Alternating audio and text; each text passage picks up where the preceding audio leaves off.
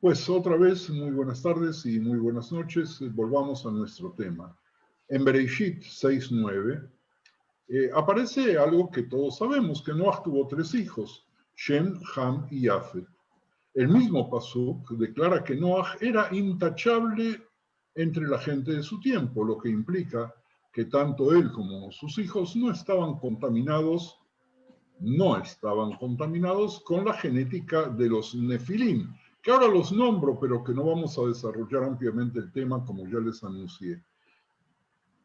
Por de pronto, si él era intachable, significa que no había contaminación de impureza, por lo menos al grado de impedir que él pudiese ingresar al arca y salvar su vida. Sin embargo, esto fue no necesariamente cierto respecto a las esposas de los hijos, que nosotros no sabemos quiénes eran, porque así como no aparece en la Torá el nombre de la esposa de Noah, tampoco aparecen los nombres de las mujeres de los hijos. En general, como ya vimos, no aparecen mujeres. Cuando Noah abordó el arca, se llevó consigo a su esposa, a sus hijos, y a las esposas de los hijos, en total 8 personas, eran monógamos.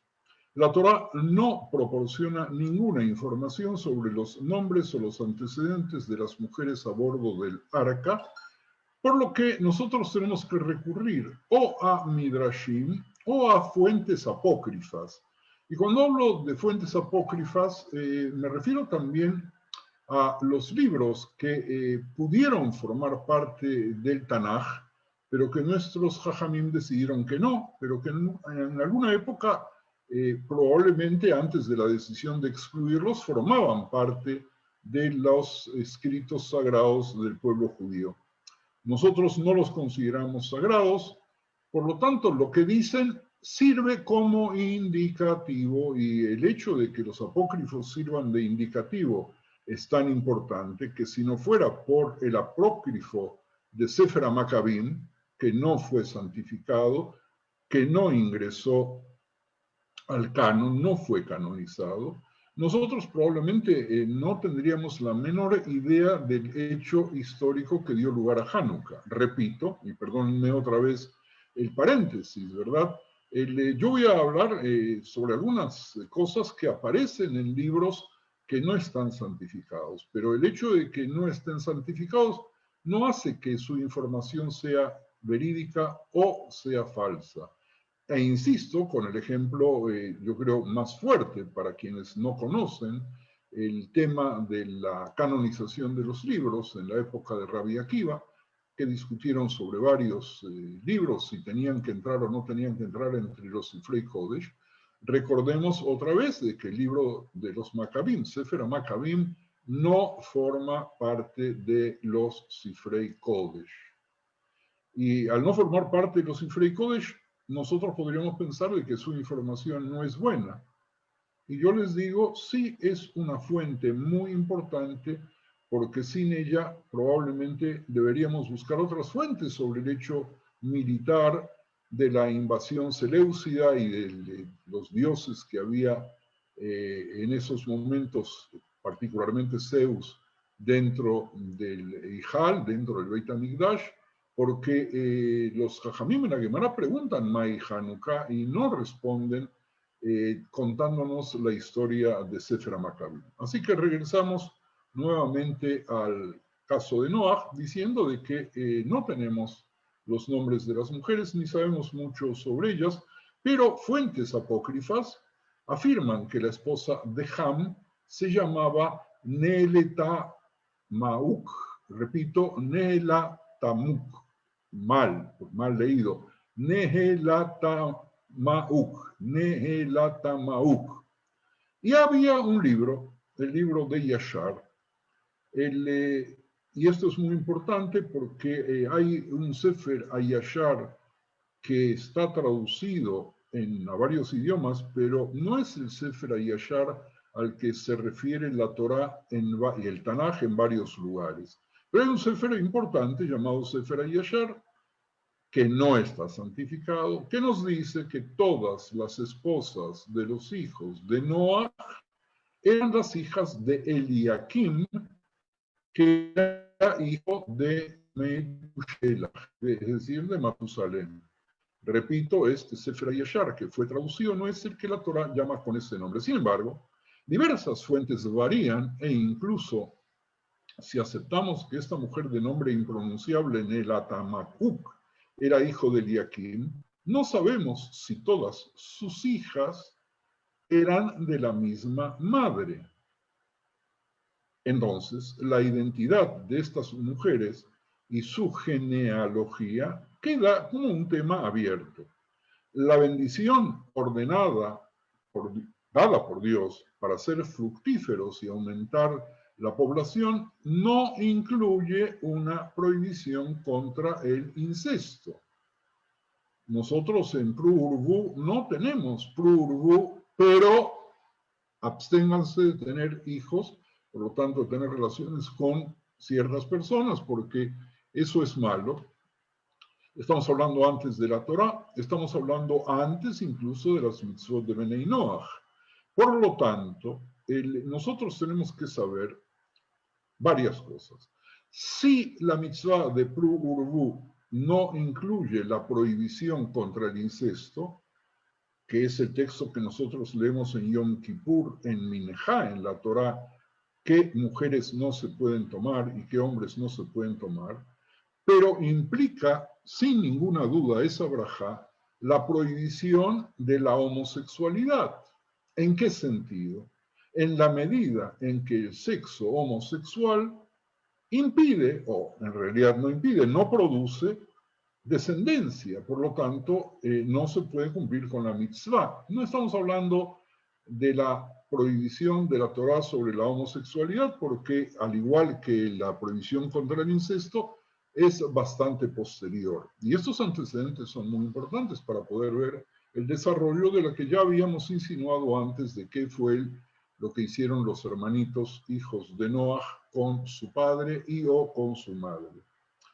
Entonces, repito, esto tiene mucho más sentido para argumentar que Ham, cuando tiene relaciones sexuales, si es que aceptamos la posibilidad, incestuosas con su madre, puede afirmarse a sí mismo que está obedeciendo el mandamiento repetido por Dios y desplazando al padre que probablemente, a su opinión, era impotente o no podía reproducirse, porque sabemos que Noah solamente tuvo 3 hijos, cosa que es muy rara en aquella época. Vuelvo a explicar esta idea, si es que no quedó clara, me parece que se merece ser explicada otra vez. Si nosotros queremos cumplir con la mitzvah de reproducirnos, el hecho de que Ham pueda eventualmente haber tenido relaciones incestuosas con su madre, en definitiva, lo que está haciendo es tratar de cumplir con la mitzvah y con la bendición de tener hijos. Y en ese caso está desplazando al padre que por las razones que ustedes quieran no puede reproducirse. Pero esa manera del cumplimiento de la mitzvah de Pru-Urbu que aparece con las hijas de Lot, ¿es acaso lo que la Torah desea? Momentito, ¿qué acabo de decir? Acabo de decir que de pronto, si la norma de la prohibición de tener relaciones con el padre y o con la madre es una prohibición, nosotros vemos que la Torah nos trae otro ejemplo muy, muy importante, que es el de las hijas de Lot, el sobrino de Abraham, que como ustedes saben se emborracha para que estas muchachas, creyendo que el mundo se acaba, puedan crear una nueva civilización a partir del padre. Entonces aquí tenemos un problema que seguramente les va a preocupar a ustedes, que es cuál es la preeminencia de estas acciones en la pirámide de valores.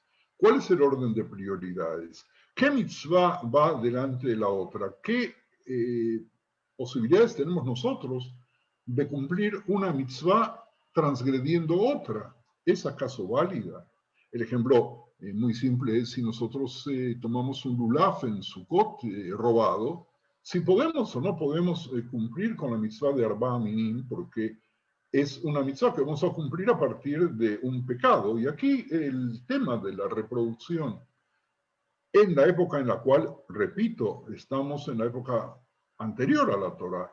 Y si bien nosotros suponemos que los Avot, Abraham, Isaac, Jacob y sus familias cumplían con las mitzvot de la Torá un poco por intuición, y la pregunta es si había mandado de Dios o no, y si es más importante cumplir una mitzvah que tiene un mandato que cumplir una mitzvah en forma espontánea, pues nosotros sabemos la respuesta, que la mitzvah es importante cumplirla cuando hay una orden, porque si no estaríamos improvisando e inventando mitzvot, y estaríamos agregando a las mitzvot que tenemos otras, y por lo tanto, con la misma facilidad estaríamos borrando algunas mitzvot.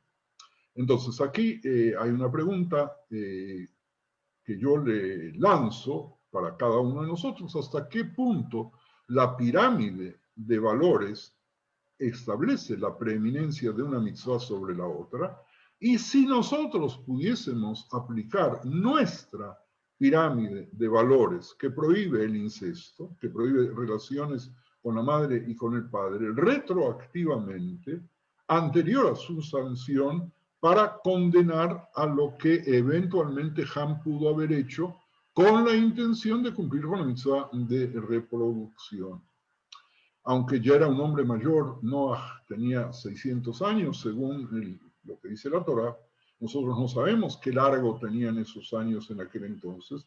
Cuando Dios le ordenó a construir el arca, Noah, eternamente obediente a Dios, como sabemos, debe encontrar los medios para cumplir el mandamiento de Dios para ser fructífero y multiplicarse, cuando nosotros sabemos por la Teivá que tenía una sola mujer, excepto haya tenido otras que murieron o que no hayan sido invitadas a la Teivá. Pero aún si hubiera tenido otras mujeres, si hubiera tenido hijos con ellas, ellos perecieron en el diluvio. Es un tema muy interesante. La razón detrás del hecho, por lo demás desconcertante, de que Noah, un hombre justo, es el primero en plantar una viña y emborracharse, se encuentra aquí, en términos cómicamente absurdos y piadosos. Quizás podemos ver aquí que Noah intenta despertar sus débiles poderes viriles usando vino para inflamar sus deseos y así producir descendencia. Ese es un uso bien atestiguado del vino en la antigüedad, que sigue en nuestros días en las reuniones románticas, en las que las bebidas embriagantes forman parte del ritual. De alguna parte vienen, seguramente vienen desde aquí en la historia de las tradiciones, de la etiqueta, de las cenas, y ellos se conectan necesariamente entre la embriaguez y el descubrimiento de la desnudez. Avanzo un poquito más. Uno de vosotros que está presente en este shiur me escribió un hermosísimo relato de qué pasa con una persona si toma un poquito de vino, entonces se vuelve manso, alegre, perspicaz, se despierta. Si toma un poco más, pues ya pierde esa cualidad y se convierte en escalas animales, que no voy a reproducir ahora porque ustedes seguramente habrán escuchado ese relato tan hermoso, y que agradezco al Javier que está aquí con nosotros, que es Shlomo, que me lo haya escrito. Avanzamos un poquito más. Como ustedes ven, estoy metiendo el acelerador. La narración que sigue procede de los siguientes pasos y hechos interpretados. ¿Cómo va el orden? Noah se desnuda o se descubre en su tienda, quizás después de beber, preparándose para tener relaciones con su esposa mientras estaba animándose con el vino. Pero dada su embriaguez y su edad, se le ve como humillándose y avergonzándose a sí mismo en el mismo acto de intentar obedecer el mandato de Dios. Es decir, aceptando la hipótesis que Noah, en definitiva, lo que quiso era cumplir con la mitzvah a su edad, y necesitaba algún estímulo y bebe. Resulta que el estímulo que él usa para reproducirse, por lo que él pensaba que podría servirle para reproducirse, termina humillándolo, avergonzándolo en el mismo acto de obedecer el mandato de Dios. Javerem, Dios no pide de nosotros nunca que nos humillemos para cumplir ninguna mitzvah. Y eso es muy importante plantearlo aquí porque a veces este tipo de acciones se proyectan más adelante y ustedes saben lo que dice la Torá, que al final termina mal. La segunda escena de esta obra es que Noah o se duerme o se desmaya y en lugar de tener relaciones sexuales con su esposa, porque el vino no indujo más que inconsciencia e imposibilidad de relaciones, Ham ve la desnudez de su padre, ve que su padre Noah se ha desfallecido, está borracho y que su madre está allí en el lecho expuesta. Entonces, Ham reemplaza al otrora fecundo Noah teniendo sexo con la esposa de Noah, que en definitiva es su madre. ¿Y qué hace después de eso? Y viene la próxima escena, si es que pudiéramos representar esto sobre un escenario teatral.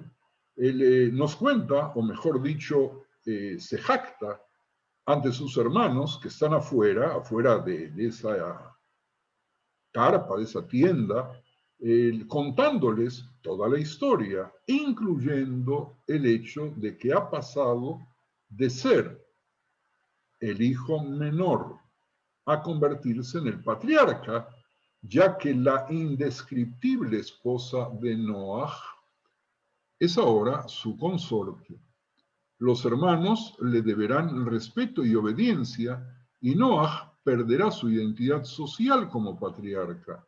Y por eso va y relata, y por eso va y cuenta, según esta manera de leer el drama terrible que nos trae el Sefer Bereishit, con todas las enseñanzas que nosotros podemos sacar de allí, algunas de las cuales surgen incluso de esta posibilidad midrashica que viene recogida también de libros que no fueron santificados.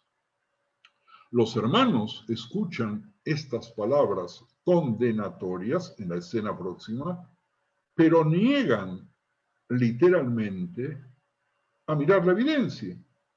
Ham viene y les dice, vengan a ver lo que pasa ahí en el dormitorio. Y ellos escuchan esas palabras, pero se niegan totalmente a aceptar que sean verídicas. No pueden concebir que sean verídicas.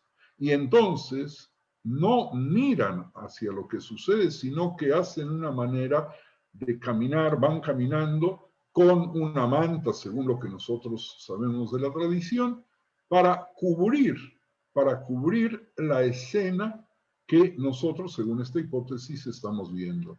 Se vuelven hacia atrás y cubren a su padre con una prenda, evitando con cuidar a mirar a Noah o a la esposa de Noah. Cubren la humillante exposición de Noah y el pecado indecible que Ham ha cometido de tener sexo con su madre usando el mandamiento de ser fructífero y de multiplicarse, que Noah no pudo obedecer, de manera oportunista, además con un segundo objetivo, que es ganar poder y ganar privilegio heterosexual y patriarcal. Y esto es muy importante porque ya hemos visto en el Tanaj, a lo largo del Tanaj, otras escenas en las cuales los hijos de los reyes poseen a las concubinas de sus padres, más que nada para indicarle al pueblo, y lo hacen públicamente o lo hacen de manera tal de que todos se enteren, para informar que a partir de ese momento son ellos los monarcas y que han desplazado al rey y al derecho del rey de poder ser rey porque no puede cumplir con la misión mínima de poder reproducirse. Ahora, en la escena siguiente, Noah despierta. Y cuando despierta se encuentra con que descubre lo que pasó con Ham, qué fue lo que hizo. Pero Noaj no puede maldecir a Ham, ya que Dios lo ha bendecido. Y mucho más importante, Ham se ha convertido en el oponente patriarca del mundo al tener relaciones sexuales con su esposa. ¿Acaso Noaj le teme a Ham? Les dejo la pregunta abierta. Noaj no puede maldecir a un igual y menos a un superior, porque si ya en estos momentos Ham es el que tiene el poder por haberlo ganado manteniendo relaciones con la esposa del que hasta ese momento era el líder, entonces él se subordina a la autoridad de Ham. Por tanto, la maldición de Noaj no puede recaer sobre Ham según esta interpretación, sino que recae sobre el nieto, sobre Kenaán, que es inocente, pero que podría ser la descendencia de Ham y la esposa de Noaj. Noaj reafirma su autoridad destrozada y avergüenza al vergonzoso, imponiendo servidumbre permanente a Canaán y su descendencia, servidumbre permanente que nosotros como pueblo de Israel, que viene también desde Noaj, pero que pasa antes que nada por Abraham, recoge la personalidad de Canaán para denigrarlo y para que nosotros podamos tener nuestro propio derecho de tomar las tierras del esclavo de los esclavos. Avanzamos un poquito más. La esposa de Noaj, cuya importancia como la segunda madre de todos los vivos literalmente no puede ser nombrada, pero los mismos esfuerzos que la historia toma para eliminar la evidencia de su existencia prueban su importancia. Es decir, el hecho de que no sea nombrada, el hecho de que haya tenido que ser extirpada, es decir, su nombre extirpado de los textos, no hacen más que demostrar la importancia que ella tuvo. La frase, la desnudez del padre, es un término que la Torá utiliza respecto a la esposa de todos los padres, pero que disfraza el nombre de la mujer porque las referencias a la desnudez de los familiares tienen fuertes connotaciones sexuales y normativamente incestuosas, tal cual como aparece en Vaikra 18:7. Y leo, la desnudez de tu padre, es decir, la desnudez de tu madre, no descubrirás, ella es tu madre, no descubrirás su desnudez. ¿Qué quiere decir Vaikra con eso? ¿Que no se puede ver a los padres desnudos? Sí, yo digo, no se debe ver a los padres desnudos porque no es una situación de educación en nuestro tiempo. Sin embargo, lo que la Torah está diciendo no es herba en el sentido de desnudez, sino que está hablando de una referencia elegante, de buen lenguaje, sobre lo que está prohibido, que es mantener las relaciones. El otro término para el incesto materno heterosexual es herbat avija, la desnudez de tu padre, o herbat imeja, la desnudez de tu madre.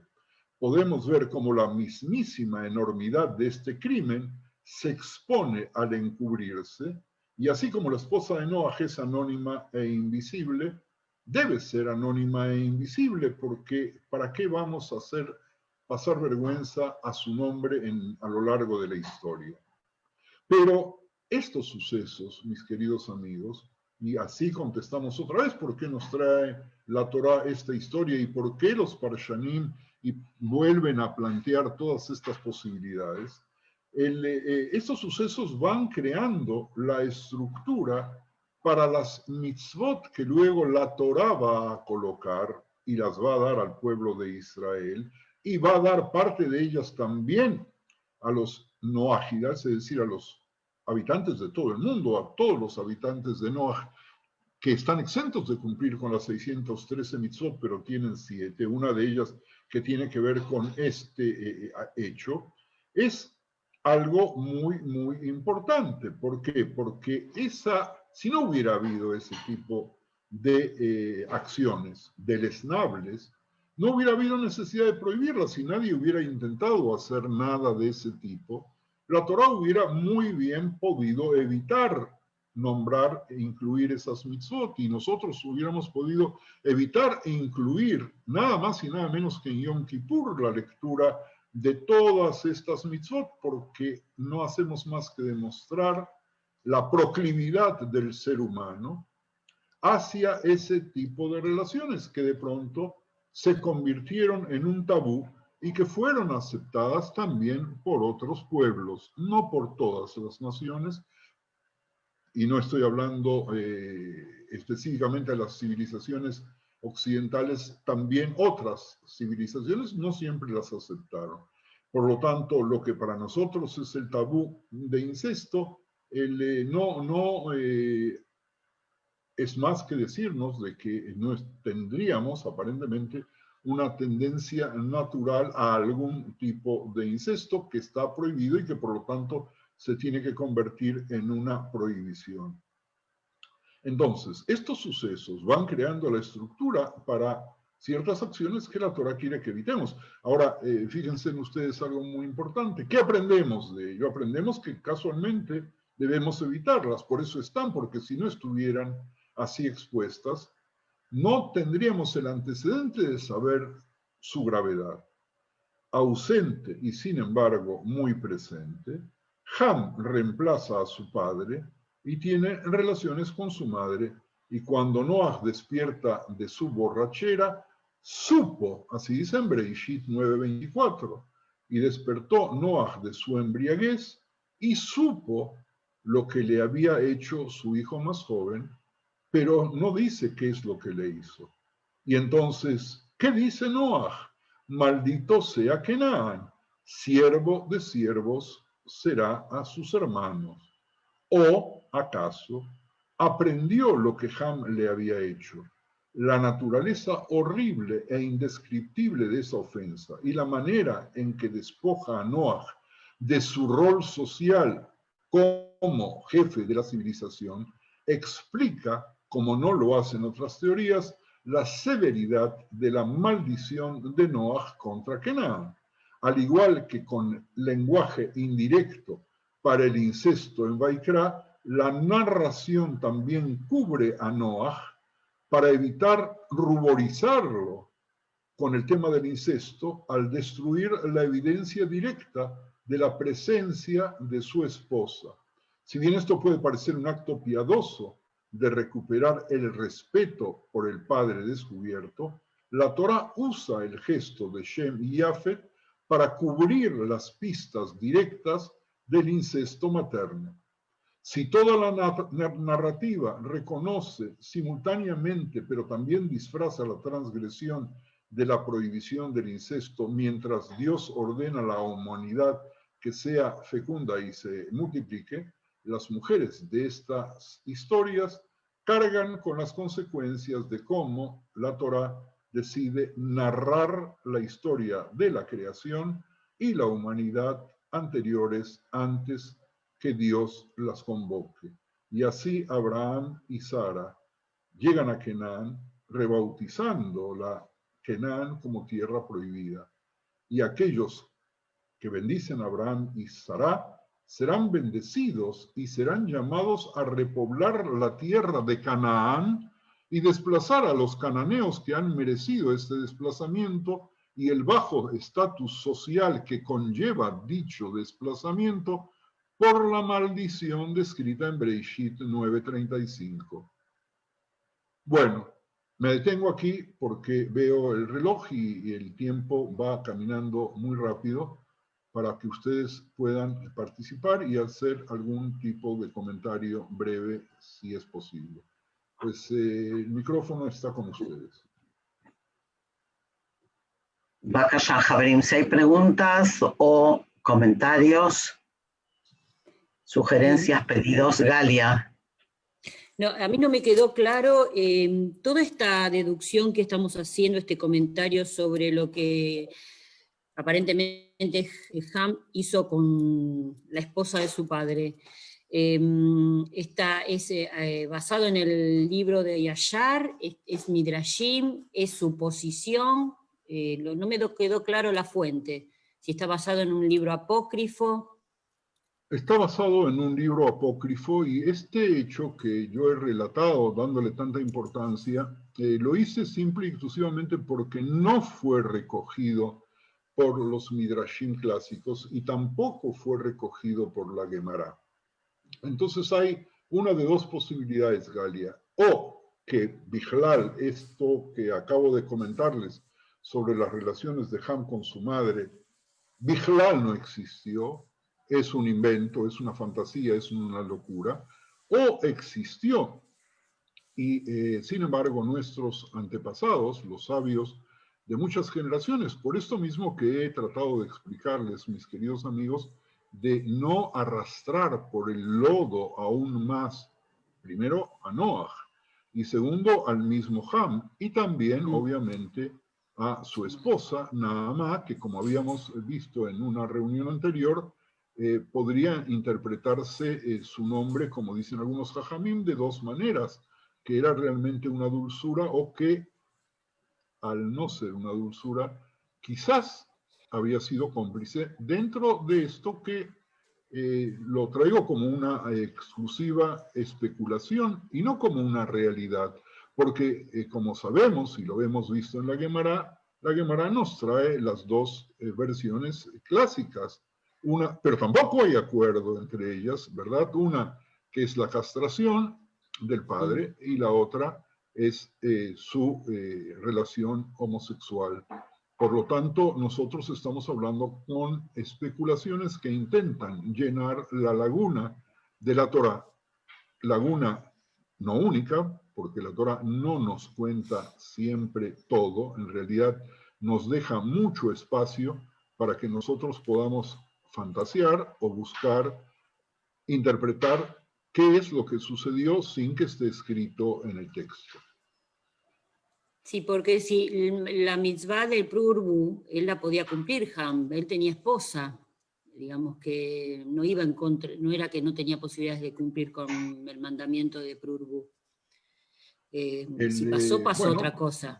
Si quieres convertirme en el abogado del diablo, voy a decir sí, tenía la esposa. Nosotros habíamos visto que tenía una en ese entonces, excepto, mientras tanto, aparecieron sobrinas que podría haber tomado. Y podemos decir de que era muy fácil, él realmente quería cumplir con la mitzvah, pero muy ampliamente, y no tenía paciencia de cumplir con la mitzvah reproduciéndose única y exclusivamente con su propia mujer. Perfecto. Independientemente de los otros argumentos que usamos, ¿verdad? Que quería desplazar a Noah del lugar de, usamos el término patriarca, pero no era patriarca, sino el del jefe de la familia, por lo menos hasta ese momento. Sí, históricamente cierra bastante eso, por ese lado. Por la es costumbre de los reyes. Miren, Galia, perdóname. Una de las normas que me he fijado en nuestros encuentros es casualmente poder dotarles de fuentes que por lo general no son usadas o no son, y por eso mismo no son conocidas, incluso por los estudiosos. Porque para que yo les cuente el relato del diluvio, tal cual como se relata en el parvulario, en el jardín de infantes, pues no me necesitan a mí. Lo que nosotros estamos tratando de hacer, entre mis propósitos en nuestras reuniones, es dotarles a ustedes también de reforzándoles la capacidad de preguntarse, la capacidad de dudar, la capacidad que les incite a ustedes a buscar encontrar soluciones a temas que quedaron abiertos y que nadie puede presumir y decirnos esta es la verdad o esta es mentira. ¿Puedo? Perdón, Lisa, ¿querías preguntar? Sí, quiero preguntar algo, porque no me quedó claro, Yerasmiel, lo que dijiste acerca de la tierra prohibida y Canaán por la maldición. No me quedó claro. No, lo que yo había planteado la semana pasada también a Lisa, por eso lo dije así rápidamente, de que si nosotros queremos buscar una justificación de poseer una tierra que Dios nos promete, pero que estaba ocupada en el pasado, encontramos la respuesta que en definitiva una persona maldita como Canaán, que era un siervo de siervos, que continuó las tradiciones que ya la Torá quiere extirpar totalmente a través del tabú de incesto y a través de la transgresión de otras normas, generalmente de la misma familia que tiene connotaciones sexuales, para poder decir que nosotros, los hijos de Israel y los hijos de Abraham, podemos tomar esa tierra tranquilamente porque el dueño no es un dueño legal y la ilegalidad de su posesión viene del momento en el cual el mismo Noaj lo convierte en esclavo y los esclavos por definición no tienen propiedades permanentes. Por lo tanto, nosotros podemos sacar a sus descendientes de esa zona geográfica y asentarnos en ella. Toda relación con la actualidad no se debe hacer, pero esta es la razón, quizás, que muchos vieron en definitiva para poder justificar algo que, viéndolo con los ojos aparentemente liberales del siglo XXI, y digo aparentemente liberales porque nosotros sabemos lo que está sucediendo hoy día en tantos países que van cambiando de dueños y las tierras van cambiando de dueños.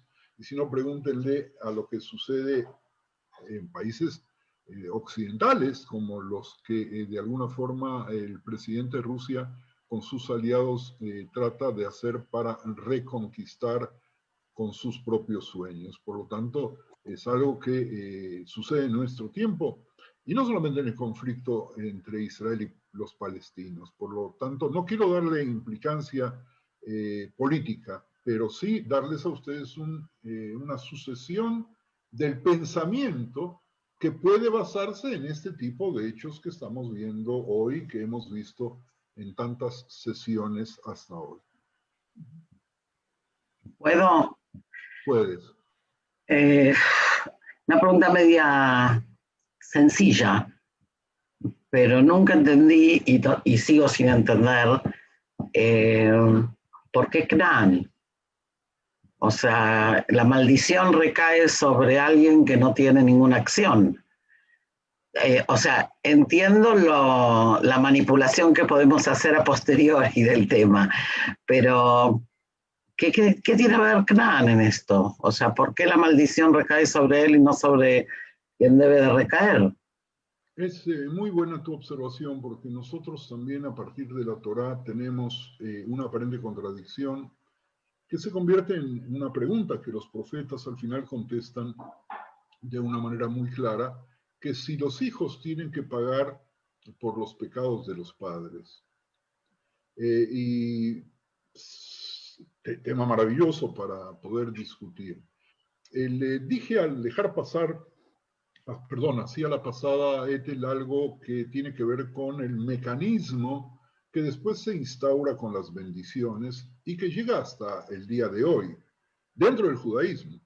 Es decir, que si una persona le da la bendición a alguien, esa misma persona no puede, por el hecho de haber dado la bendición, para aquellos que creen en la validez de las bendiciones y las maldiciones de seres humanos y no las divinas, no puede retractarse, borrarlo y convertirlo después en una maldición. Yo fui testigo de un gran rabino, que ya no está con nosotros, pero uno de los más grandes rabinos de nuestra generación, que maldijo a un grupo de personas. Y luego le dieron a entender que se había equivocado porque lo que le convencieron y manipularon para que los maldiga, no había sido tan exactamente como él creyó.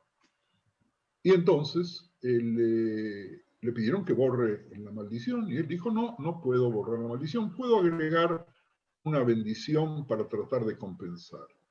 Es decir, que el tema de las bendiciones y maldiciones viene muy claro, y si de pronto frente a Noaj aparece que sus hijos habían sido bendecidos, así nomás sea por el hecho de que se salvaron de la destrucción, entonces él no puede revertir la bendición sobre su hijo y entonces la proyecta sobre su nieto. Hay más explicaciones que tienen que ver con la tercera generación, la cuarta generación, pero eso sería hilar demasiado fino y dada la hora que tenemos, ni llegué a lo que quería llegar con las para el día de hoy y todavía no he visto respuestas de Javerim si seguimos con este tema dentro de 15 días o pasamos directamente a Itzhak y a Ishmael. Así que si hay algún otro comentario, que venga ahora y volvemos a poner el pie en el acelerador. Yo quería preguntar algo. ¿Puedo? Claro, Sí. Adelante. Siento que hay un vacío en la Torá hacia los homosexuales. El incesto sabemos que está prohibido, pero ¿qué hay de los homosexuales? Siento que no están bastante cuidados por la Torá. Y yo antes creía que en 100 personas había 2 homosexuales, pero ahora veo que hay una cantidad de homosexuales que es increíble. Y ellos creo que no están servidos por la Torá. Voy a tratar de contestarte, aunque ese tema Ethel lo ha visto, excepto Ethel, quieras tú contestarle a Rosa. No, o sea, tendríamos que dedicarle toda la clase a eso, Rosa, pero es un tema complejo que está contemplado y que fue contemplado también por la jurisprudencia y que está contemplado también hoy en día. El tema de que nosotros no lo conozcamos o lo deformemos no tiene que ver con la Torá específicamente. Es un tema bastante complicado. Si quieren, podemos dedicar una clase a eso porque tendríamos que trabajarlo con las fuentes en mano y no así de, digamos, no tocando de oído, pero básicamente el tema de la prohibición homosexual tiene que ver con la prohibición de lo que sería el coito entre 2 hombres. Únicamente, no tiene que ver con lo que es ni el afecto ni la identidad homosexual, y creo que eso es importante para lo que pasa en nuestra época, ¿okay? Pero otra vez, dicho así en súper telegrama.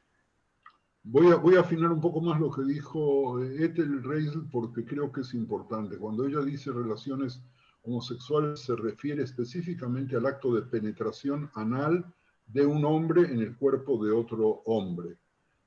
Personas que tienen tendencias homosexuales que no hacen ese acto, no tienen absolutamente ninguna condena más que lo que uno quiera condenarlos, porque la tendencia homosexual per se no es condenada. Y toda intención de segregarlos o de quitarlos de las comunidades o de las sinagogas por su tendencia está fuera de lugar, porque aparte de todo, nadie estuvo bajo las sábanas para poder saber si esa persona que tiene tendencias homosexuales ha tenido o no ha tenido relaciones. Por lo tanto, en nuestra época, más que en ninguna otra, tenemos que tener muchísimo cuidado de generalizar pensando que si una persona tiene una tendencia determinada, necesariamente transgredió lo que la Torá plantea con toda claridad y lo que dicen los jajamim. Y de esa manera, con tanta facilidad, ciertas personas condenan a otras personas que no tienen por qué hacerlo, insisto, porque ninguno de nosotros va a tener la prueba de que se consumó el acto sexual homosexual en nadie. Y quien tenga la prueba porque sea testigo, pues él que actúe como siente. En todo caso, la transgresión no es peor que ninguna otra, tampoco no desde el punto de vista de la Torá. Todo lo que se ha cargado a lo largo de los siglos tiene más que ver con los hombres y las mujeres que con la Torá. La Torá habla y condena el acto como condena otros actos, de la misma manera, en el mismo nivel, al igual que el adulterio, por ejemplo. Y sin embargo, al tema del adulterio no le damos tanto peso. Más de uno de nosotros conoce algún adúltero por ahí o alguna adúltera, ¿ok? O sea que, y no hacemos tanto lío. Entonces es un tema, repito, que creo que amerita ser estudiado más profundamente. Si quieren, también les puedo mandar para la próxima un pequeño artículo, un pequeño trabajo sobre el tema que en su momento publiqué. Perdón, Raf. Bueno, ¿hay algún otro comentario o avanzamos? Tenemos 9 minutos. Shmuel. Adelante, Shmuel. Sobre la pregunta de Ethel, creo que hay un midrash que dice que fue Canaán el que se acostó con Naamá y no Ham. Eso lo resolvería. Gracias, Shmuel.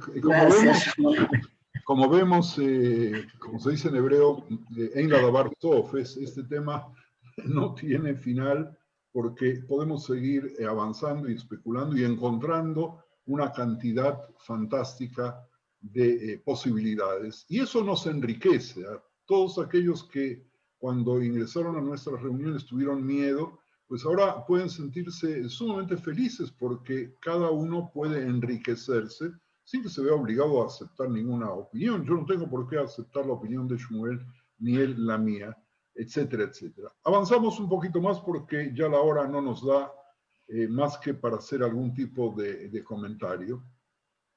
Recordemos, Javerín, que con la excepción de Javá, a quien Adán llamó la madre de todos los vivientes en Bereishit 3:20, y Ada y Tzila, las esposas de Lemech, quienes son nombradas porque se dirige a ambos de ellos directamente de una manera de jactarse de su violencia y de su violenta codicia como polígamo, las mujeres en Bereishit, antes del advenimiento de Sará, permanecen sin nombre, excepto Javá y, como hemos visto, Ada y Tzila. A las hijas de los hombres no se les da nombres propios, porque están limitadas a su rol de hija y además están ligadas a una transgresión sexual ocurrida en esa época tan severa que provocó lo que se llama jamás, que Dios destruyese al mundo, y como sabemos que la palabra jamás también tiene como significado la posibilidad de robo y asesinato, pero fundamentalmente tiene implicancias de degeneración sexual, de transgresión sexual tan severa. La esposa de Noaj permanece peligrosamente vulnerable a las transgresiones sexuales incestuosas que le impiden adquirir un nombre, que le impiden participar en la continuidad histórica intergeneracional y de los roles específicos y limitados como esposa y madre adecuadas. Por lo tanto, son los hijos de la madre nombrada, ¿verdad?, cuyo nombre de alguna manera se especifica en su no implicación en una confesión incestuosa a quienes Dios nombra y elige como las personas que, a diferencia de la descendencia de Ham, pertenecen con razón a Canaán. Por un lado, Dios hace que la adhesión a la prohibición del incesto sea una prueba implícita de lo que define al justo irreprensible en su generación, es decir, Noach ish tzadik tamim haya bedorotav, de Bereishit 6:9. Y por otro lado, la Torah confabula entre comillas y con perdón del uso de este término, con la narrativa que aparece en Bereishit 9, 20-29, no solo ayudando en la cobertura de Noach, sino también en la manera en que las narraciones anteriores cubren el incesto usando un lenguaje sustitutivo, por ejemplo, la palabra jamás, eligiendo ampliamente términos negativos o términos ambiguos y despojando a las mujeres de la identidad social exterior, llamándolas únicamente la esposa de alguno de los personajes masculinos. Ese término, otra vez, es un término que Ethel ha tratado y que trata también en sus libros, por lo tanto pueden recurrir a esa fuente. La identidad social es un concepto, Javerín, muy valioso, y la notoria ambigüedad en la narrativa de Bereishit 9, 20, 29 tiene varios propósitos. Por un lado, establece la adhesión instintiva a la prohibición del incesto como prueba para decidir si los israelitas o los cananeos deben heredar la tierra, que fue lo que de alguna manera le contesté a Lisa. oscurece la importancia del tabú del incesto para explicar y motivar la acción que resulta en la maldición de los cananeos, que es de alguna manera lo que Ethel planteaba. Borra los nombres de las mujeres para pasar por alto las violaciones inconvenientes o las preguntas sobre el tabú del incesto, al tiempo que hace de sus cuerpos la base para decidir a qué hermanos se le prometerá o no la tierra, a qué hermanos se le va a adjudicar la posibilidad de poseerla. El texto de la Torá podría llamar así a Noaj irreprensible en su época. Noaj, varón justo, perfecto en sus generaciones, con Dios caminó Noaj de Bereshit 6:9, debido a su obediencia a Dios y al respeto por los límites sexuales que permiten nombrar parentesco coherente. Sin embargo, cuando Noaj y su familia vuelven a entrar en un mundo desolado, este solo hecho pone en duda cómo habrá una transmisión coherente del pacto de Noaj de padre a hijo. Aunque Dios ha establecido este pacto, depende de los seres humanos perpetuarlo a lo largo de las generaciones. Es decir, que el hecho de que la Torá prohíba el incesto no significa que lo extirpa. El hecho de que de pronto la Torá prohíbe, hablando ahora hacia Reisl, el contacto sexual con penetración entre hombres, no significa que eso sea imposible de realizarse. Por lo tanto, la tarea de la transmisión cultural requiere de la voluntad y la dedicación para transmitir estas percepciones y arreglos de una generación a la siguiente, ya que la tradición requiere de padres que sean capaces de transmitir e hijos que deseen recibir el cumplimiento de la ley y el estilo de la vida recto a través de la autoridad paterna y la piedad filial, cosa que en nuestra generación vemos que difícil resulta, porque esas transmisiones no son automáticas. El incesto deshace este trabajo de transmisión patriarcal.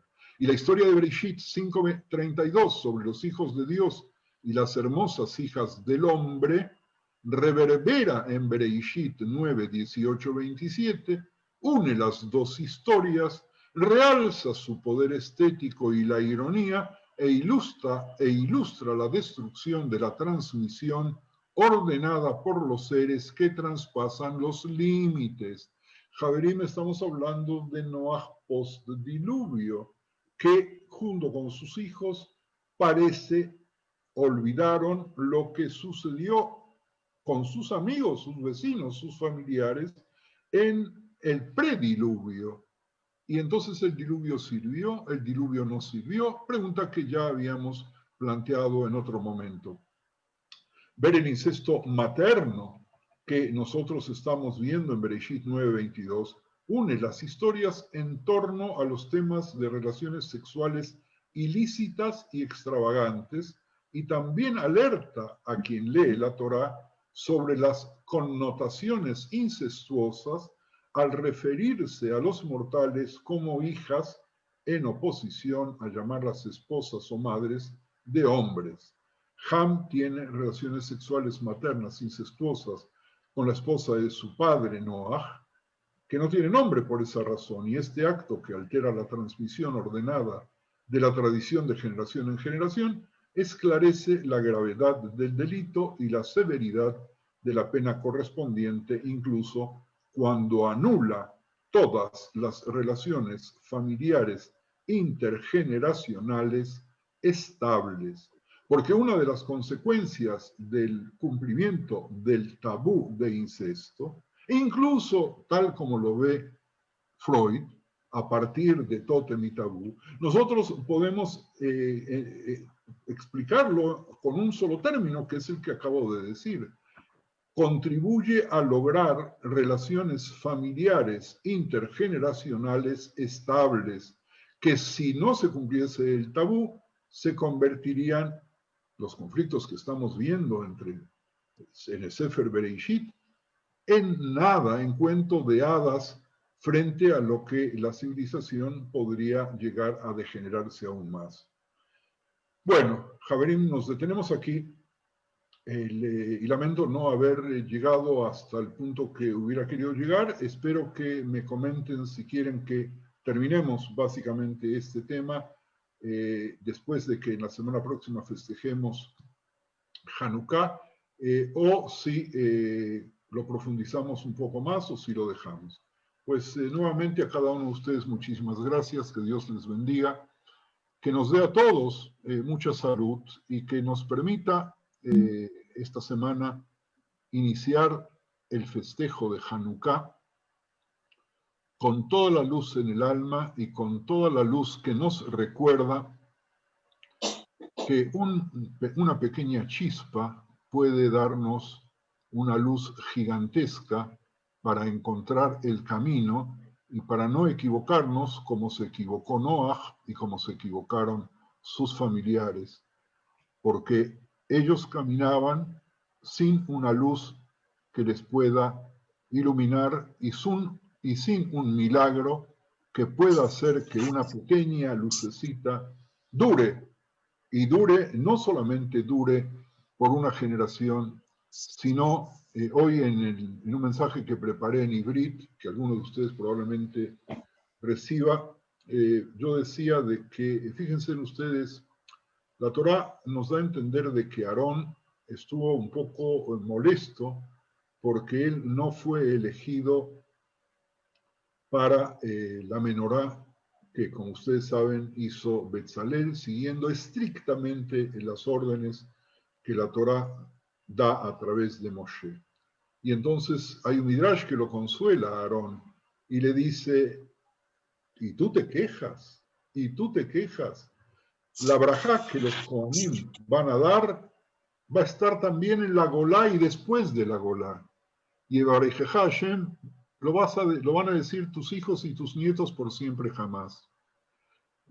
El candelabro del Beit HaMikdash lo van a robar, va a desaparecer, pero en su lugar vendrá el recuerdo de Nisim Beniflaot, generación tras generación de judíos, incluso aquellos que observan muy pocas mitzvot, en Hanukkah encienden la luz de los Kohanim Hashmonaim, rindiéndole un homenaje eterno también a Aarón. Que sigamos manteniendo la luz del milagro de nuestra existencia, Javerim, Hanukkah Sameach, y muchísimas gracias por acompañarnos hoy y siempre. Que estén muy bien.